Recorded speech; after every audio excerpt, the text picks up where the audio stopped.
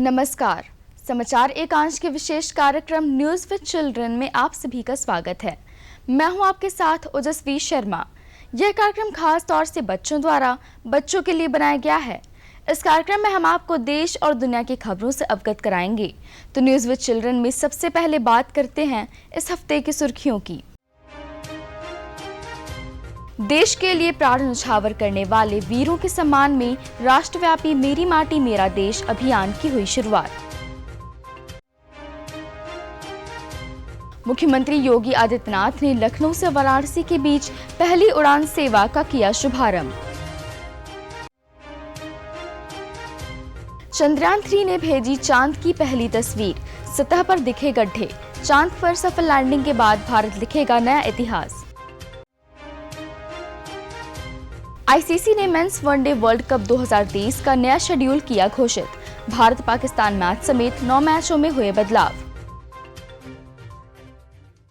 और अब खबरें विस्तार से। देश के लिए प्राण न्यौछावर करने वाले वीरों के सम्मान में राष्ट्रव्यापी मेरी माटी मेरा देश अभियान की हुई शुरुआत।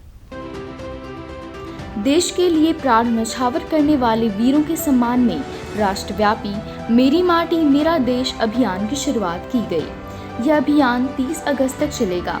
इसके तहत देश भर में राज्यों, गांवों और ब्लॉक स्तर के साथ साथ स्थानीय शहरी निकायों में भी विशेष कार्यक्रम आयोजित किए जा रहे हैं। इस अभियान में स्वतंत्रता सेनानियों और सुरक्षा बलों को समर्पित स्मारक पट्टिकाएं लगाई जाएंगी। अभियान के तहत एक अमृत कलश यात्रा भी निकाली जाएगी, जिसमें दिल्ली में अमृत वाटिका में बनाने के लिए 7,500 कलशों में देश के कोने कोने से मिट्टी लाई जाएगी। यह अमृत वाटिका एक भारत श्रेष्ठ भारत की प्रतिबद्धता का प्रतीक होगा। प्रधानमंत्री नरेंद्र मोदी ने हाल ही में आकाशवाणी पर प्रसारित अपने मन की बात कार्यक्रम के दौरान इस अभियान की घोषणा की थी। अभियान के हिस्से के रूप में स्वतंत्रता सेनानियों और सुरक्षा बलों को समर्पित जो स्मारक पट्टिकाएं लगाई जाएंगी, उनमें प्रधानमंत्री का संदेश होगा और उस क्षेत्र से संबंधित शहीद सेनानियों के नाम भी अंकित होंगे। यह अभियान 12 मार्च 2021 को शुरू हुए आजादी का अमृत महोत्सव का समापन कार्यक्रम है। देश के 508 रेलवे स्टेशनों की बदलेगी सूरत। पीएम मोदी ने लॉन्च की अमृत भारत स्टेशन स्कीम। प्रधानमंत्री नरेंद्र मोदी ने वीडियो कॉन्फ्रेंसिंग के जरिए अमृत भारत स्टेशन स्कीम की शुरुआत की। इसके तहत देश भर के 508 रेलवे स्टेशनों का पुनर्विकास किया जाएगा। इस पुनर्विकास परियोजना की लागत 24,470 करोड़ रुपए होगी। इससे यात्रियों को आधुनिक सुविधाएं प्रदान होंगी। साथ ही सभी स्टेशन के नए डिजाइन स्थानीय संस्कृति और विरासत पर आधारित होंगे। कार्यक्रम को संबोधित करते हुए प्रधानमंत्री ने कहा कि रेलवे में जितना काम हुआ है वह हर किसी को प्रसन्न और हैरान करती है। दुनिया में दक्षिण अफ्रीका, यूक्रेन, पोलैंड, यूके और स्वीडन जैसे देशों में जितना रेल नेटवर्क है, उससे अधिक रेल ट्रैक हमारे देश में इन 9 वर्षों में बिछाए गए हैं। उन्होंने कहा कि 2030 तक भारत एक ऐसा देश होगा जिसकी रेलवे नेट जीरो उत्सर्जन पर चलेगी। हमारा जोर भारतीय रेलवे को आधुनिक बनाने के साथ ही पर्यावरण फ्रेंडली बनाने पर भी है। मुख्यमंत्री योगी आदित्यनाथ ने मेरी माटी मेरा देश अभियान का किया शुभारंभ। काकोरी ट्रेन एक्शन दिवस की वर्षगांठ पर वीरों को किया नमन। मुख्यमंत्री योगी आदित्यनाथ ने काकोरी ट्रेन एक्शन की वर्षगांठ पर लखनऊ में वीरों को श्रद्धांजलि अर्पित कर उन्हें नमन किया।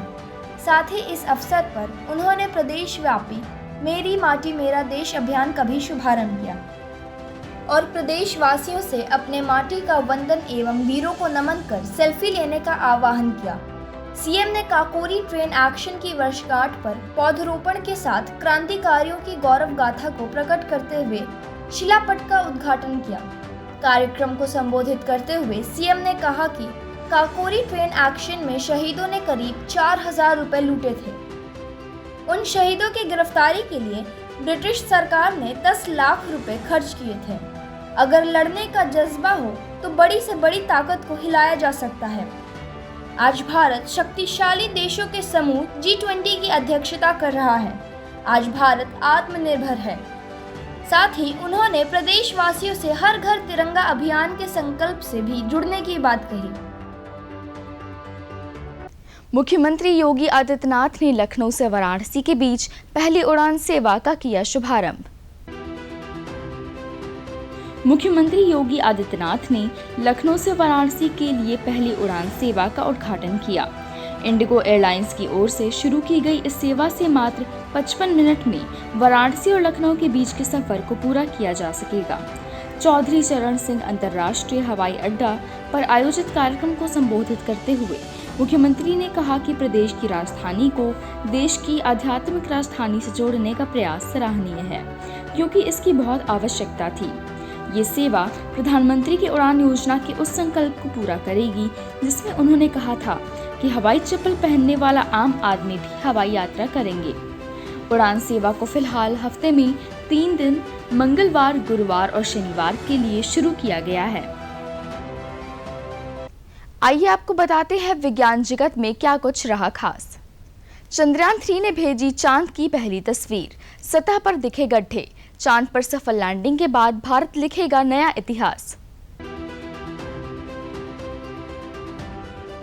चंद्रयान 3 ने चंद्रमा की कक्षा में प्रवेश कर लिया है। अब चंद्रयान 3 चंद्रमा के चारों तरफ चक्कर लगा रहा है। इस प्रक्रिया को लूनर ऑर्बिट इंजेक्शन या इंसर्शन कहते हैं। इसके बाद चंद्रमा के चारों तरफ 5 ऑर्बिट बदले जाएंगे। चांद के ऑर्बिट को पकड़ने के लिए चंद्रयान 3 की गति को करीब 3600 किलोमीटर प्रति घंटा के आसपास किया गया। आपको बता दें कि चंद्रमा की ग्रेविटी धरती की तुलना में 6 गुना कम है, जिसके बाद ऑर्बिट की दूरी को कम करके दक्षिणी ध्रुव के पास पर लैंड कराया जाएगा। कल दोपहर चंद्रयान 3 को चंद्रमा के 1000 किलोमीटर करीब कर दिया जाएगा, जिसके बाद 17 अगस्त को प्रोपल्शन मॉड्यूल और लैंडर मॉड्यूल अलग होंगे, जिसके बाद 23 अगस्त को शाम 5:47 पर चंद्रयान की लैंडिंग कराई जाएगी। जेम्स वेब स्पेस टेलीस्कोप ने ली जुड़वा तारों के जन्म की तस्वीर। इसकी तस्वीर पाकर वैज्ञानिक भी हुए हैरान। जेम्स वेब स्पेस टेलीस्कोप ने बच्चा तारों की तस्वीर ली है, जो बनने की प्रक्रिया में थे। इनके चारों तरफ कई रंगों की रोशनी का विस्फोट देखा गया। इन तारों का नाम हर्बिग-हारो 4647 दिया गया है। इसकी तस्वीर जब वैज्ञानिकों को मिली तो वह हैरान रह गए, क्योंकि यहाँ जुड़वा तारों का जन्म हो रहा था। तभी टेलीस्कोप ने तस्वीर कैद कर ली। ऐसे विस्फोट और तारों को हर्बिग-हारो कहा जाता है। ये हमारे आकाश गंगा के सबसे खूबसूरत नज़ारों में से एक होते हैं। वैज्ञानिक तौर पर इनका बहुत ज़्यादा महत्व होता है। हर्बिग-हारो के बनने के लिए उपयुक्त माहौल का होना ज़रूरी है। इस समय इन बेबी स्टार्स को प्रोटोस्टार भी कहते हैं। भारत ने सुरक्षा के लिहाज से सैन्य ड्रोन निर्माण में चीनी पार्ट्स के इस्तेमाल पर लगाया रोक। भारत ने सुरक्षा के लिहाज से सैन्य ड्रोन बनाने वाली कंपनियों को चीनी पार्ट्स के इस्तेमाल करने पर रोक लगा दी है। जानकारी के मुताबिक भारत ने दोनों देशों के बीच हुए तनाव को देखते हुए यह निर्णय लिया है।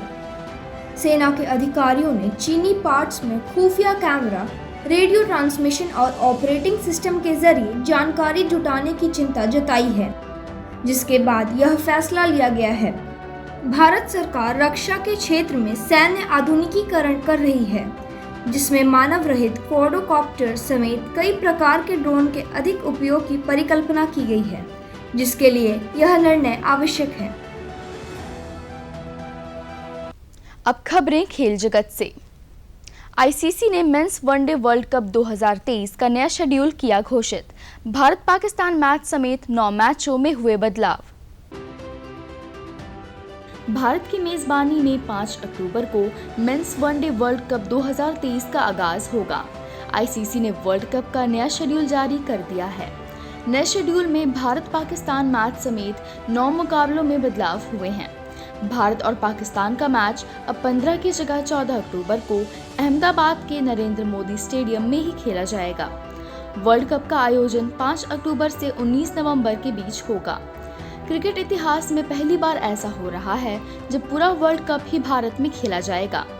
इससे पहले भारत 1987, 1996 और 2011 के वनडे क्रिकेट वर्ल्ड कप की संयुक्त मेजबानी कर चुका है।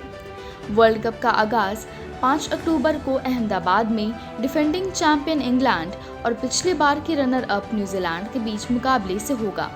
वहीं भारतीय टीम अपना पहला मुकाबला 8 अक्टूबर को ऑस्ट्रेलिया के खिलाफ चेन्नई में खेलेगी, जबकि फाइनल मुकाबला 19 नवंबर को अहमदाबाद के नरेंद्र मोदी स्टेडियम में खेला जाएगा। भारतीय जैवलिन थ्रोअर नीरज चोपड़ा करेंगे विश्व एथलेटिक्स चैंपियनशिप 2023 में भारतीय दल का नेतृत्व। विश्व एथलेटिक्स चैंपियनशिप 2023 में भारतीय javelin thrower Neeraj Chopra championship में भारतीय दल का नेतृत्व करेंगे। चैंपियनशिप 19 अगस्त से हंगरी की राजधानी बुडापेस्ट में शुरू होगी। खेल मंत्रालय ने घोषणा कर बताया कि इस आयोजन के लिए 28 भारतीय एथलीट को राशि प्रदान करेगा। चैंपियनशिप 27 अगस्त तक खेले जाएंगे। इस बार 20 वर्ष से कम आयु की पूर्व रजत पदक विजेता शैली सिंह इस चैंपियनशिप में भारत की तरफ से प्रतिभाग कर रही हैं। इससे पहले भारत की तरफ से कभी 28 खिलाड़ी इस प्रतियोगिता में हिस्सा नहीं लिए थे। इस बार अच्छी टीम के साथ भारत के पास अपना पहला ऐतिहासिक गोल्ड पक्का करने का मौका है। अदिति स्वामी विश्व तीरंदाजी चैंपियनशिप की व्यक्तिगत खिताब जीतने वाली बनी पहली भारतीय महिला खिलाड़ी। अदिति स्वामी जर्मनी के बर्लिन में विश्व तीरंदाजी चैंपियनशिप में महिलाओं का व्यक्तिगत खिताब जीतने वाली पहली भारतीय महिला बन गई हैं। अदिति ने कंपाउंड स्पर्धा के फाइनल में मैक्सिको की एंड्रिया बेसेरा को पराजित कर स्वर्ण पदक अपने नाम किया। वहीं पुरुषों के व्यक्तिगत कंपाउंड स्पर्धा में भारत के ओजस देवतले ने पोलैंड के ल्यूकस को हराकर स्वर्ण पदक जीत लिया है। भारत ने इस चैंपियनशिप में 3 स्वर्ण और 1 कांस्य सहित कुल 4 पदक अपने नाम किए हैं। आइए जानते हैं क्या रही अंतर्राष्ट्रीय जगत की सुर्खियां।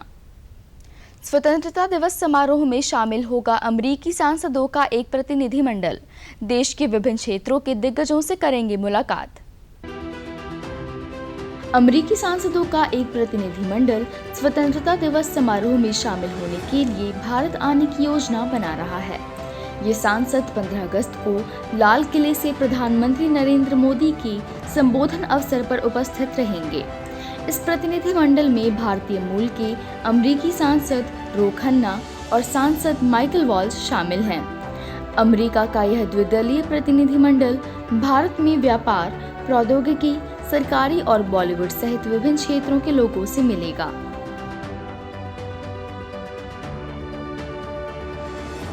पाकिस्तान के चुनाव आयोग ने इमरान खान को किया 5 साल के लिए अयोग्य घोषित। इमरान खान अब 5 साल तक नहीं लड़ सकेंगे चुनाव। पाकिस्तान के पूर्व पीएम इमरान खान को बड़ा झटका लगा है। पाक ट्रायल कोर्ट ने अवैध रूप से सरकारी उपहार बेचने के लिए इमरान खान को 3 साल की जेल की सजा सुनाई है। जिला और सत्र अदालत ने तोशाखाना मामले में इमरान खान को दोषी ठहराया है, जिसके बाद पाकिस्तान चुनाव आयोग ने इमरान खान को 5 साल के लिए अयोग्य घोषित कर दिया है, जिसके बाद इमरान खान अब 5 साल तक चुनाव नहीं लड़ सकते हैं। न्यूज़ विद चिल्ड्रन में आज इतना ही। हमें उम्मीद है कि आपको हमारी ये कोशिश पसंद आई होगी। तो अगले हफ्ते आपसे फिर से मुलाकात होगी देश और दुनिया की खबरों के साथ। धन्यवाद। देखते रहिए दूरदर्शन उत्तर प्रदेश।